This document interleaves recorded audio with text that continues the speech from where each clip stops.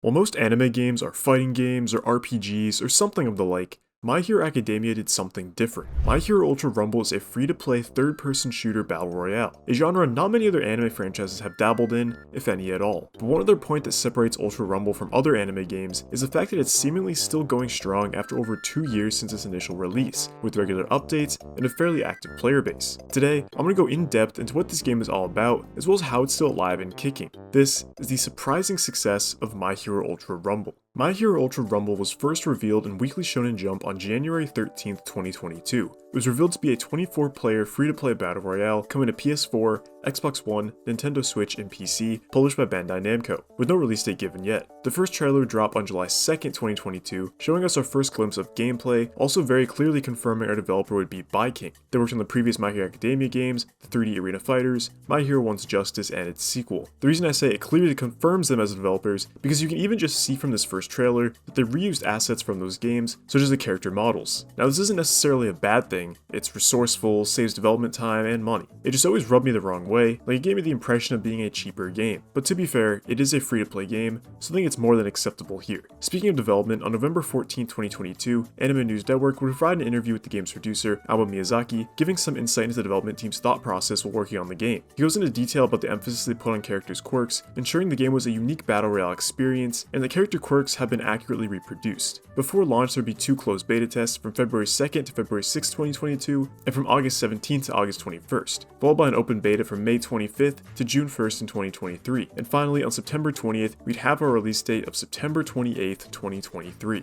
And it sure did release on September 28th, 2023 for PS4, Xbox One, Switch, and PC via Steam. It had quite a large launch, with a peak of over 45,000 players on Steam alone, and with over 7 million downloads across all platforms in total only a month after its release. However, these large player counts didn't necessarily mean that it was a perfect game. In its first month on Steam, it had a mixed score. While many players enjoyed the concept and basic gameplay, a lot of them also had problems with the amount of content, the monetization and gacha systems, poor balancing, and an ugly and frankly overwhelming UI. Some of these would be fixed, others wouldn't, and it seems some of these problems were enough for players to abandon the game entirely, as Steam charts showed the player base dropping from 46,000 players in its launch month to 6,000 players next month, so then a measly 3,000 players 1 month after that. However, this game miraculously survived. While it was trudging along with 2,000 to 3,000 players a month on Steam, and presumably similar numbers across other platforms for well over a year, My Hero Ultra Rumble continued to get new updates and new content, and most recently in September 2025, the game's 2nd year anniversary, we saw a sharp uptick in players, jumping from about 3,000 to over 7,000 players. So why and how is My Hero Ultra Rumble still getting new updates? How did it see a jump in players 2 years after its release? Are those problems from launch still there? Or perhaps they're even worse now.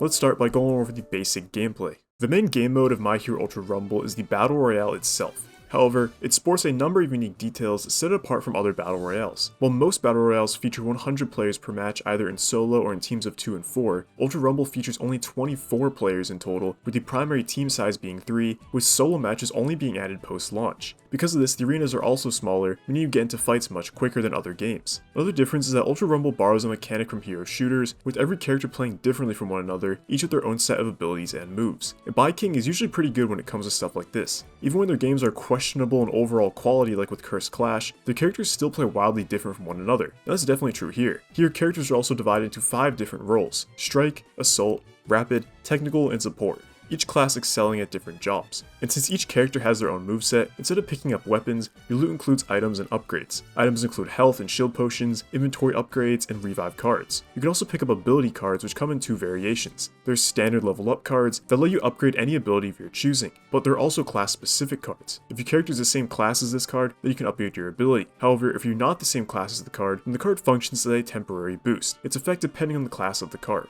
It's not a wild loot pool or anything, and it's not like seasonal updates are going to introduce new weapons or items, but gameplay still remains fairly fresh with each new match due to the cast of playable characters and unique movesets. To wrap up the Battle Royale mode, there are multiple maps that rotate between unranked and ranked matches, those maps being Chaos City, UA Island, and the USJ. However, there is another game mode, that being Area Controlled Battle. It was added for the game's 2-year anniversary and is less of a battle royale and more akin to a hero shooter. In this mode, 2 teams of 6 complete to capture 3 points on the map. It's a fairly standard point capture mode, and let me just say, there's so much going on in these matches. While the battle royale maps are more open and players more spread out, here the maps and via extension the players are much more condensed, so those chaotic quirk battles from battle royale certainly take place here too. Do I think it's actually comparable to a fully fledged optimized hero shooter? Hell no. Do a lot of players actively play this mode? Not really, but is it a nice extra mode in addition to the main battle royale? Yeah, I'd say so. Now you might be thinking this all sounds pretty good. Unique characters with their own distinct movesets, fast-paced battle royale action, periodic new additions like maps and modes, what's not to love? Well, I can give you a few things. Let's start with the most obvious complaint here, the gacha system. You roll the gacha to unlock cosmetics like skins and emotes, but also to unlock new characters. Now I'm a big proponent of the idea that in free-to-play hero-based games, you should not lock characters behind a gacha or a paywall. No game is going to be perfectly balanced, some are better than others, and Ultra Rumble certainly isn't the best of the best. Now to be fair, you can unlock characters as a completely free player, but there are definitely caveats to that. You can unlock a handful of characters from the free special license, which is essentially just a permanent battle pass with characters like Bakugo and Todoroki. You can also acquire hero tickets to unlock some characters, however the amount of characters that are unlockable tickets are minuscule. The rest of the characters, including newly added characters, are only available in the gacha, and these drop rates are not very kind. Most banners for new characters have a 1% drop rate of said new characters, while most other characters are around 0.075%. There is a pity system, however your pity points are tied to each banner specifically, meaning they don't carry over to other banners. If you roll for different banners, then they're not going to stack, so you have to use them while you can. And speaking of newly added characters, this is where a lot of the balancing issues come into play. More often than not, when a new character is introduced, they will be broken, meaning that those who spend more in the gacha will do better in game. This also dissuades new players. You're given a predetermined set of characters to start with, and yet those characters aren't very good, at least comparatively to the characters in the gacha. However, there are a number of other issues that can definitely turn new players away. For starters, the menu and UI are just horrible. There's so much going on, so many different tabs and menus and submenus, it looks like a mobile game. And speaking of so much going on, there's so many different currencies. There's gold, hero crystals, character tickets, roll tickets, and even more beyond that. The other mechanic I could see turning away new players is the tuning system. The tuning system allows you to upgrade costumes with new abilities and effects. Essentially, you can unlock character data from simply playing matches, which in turn can be used to set character memories, each character memory coming with some effect or ability. There are normal slots with standard upgrades like increased speed, or there are special slots with more specific abilities like completely restoring the shield of an ally you revive.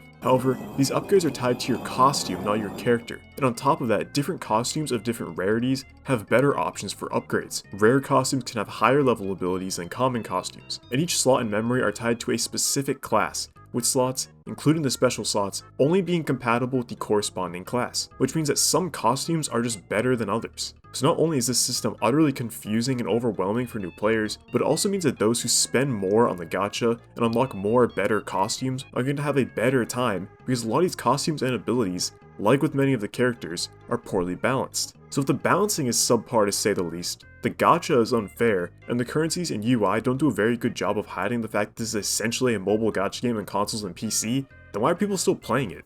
Well, there are some strong reasons for why this game is still alive and kicking today. I think the uptick in players we saw before is specifically because of the game's second anniversary event, but that event just leads us to a larger point about how this game has been getting regular updates for over 2 years now. They've gone through many seasonal updates, adding new characters, new maps, new game modes, and even new mechanics. The devs, while they may not be the best at balancing, are certainly invested in this game and continue to support it, but the devs will only support a game if there are players to support. And Ultra Rumble has a pretty active community. Across multiple platforms, there's very active discussions surrounding this game, such as on Reddit and YouTube. There are even dedicated pages like the My Hero Ultra Rumble database, providing information about the game and its events. But even beyond updates from the devs and a strong community, the game, for all its complaints, does have some good ideas here. It's certainly unique in comparison to other battle royales, implementing mechanics that make it play wildly differently from the likes of Fortnite and PUBG. Matches are overall faster in those games because you can get into fights quicker due to the smaller player counts. The hero shooter elements put a heavier emphasis on learning and upgrading your main, while also learning to counter other characters. And not to mention, it's based on My Hero Academia, one of the largest anime franchises in the world. Oh, and it's,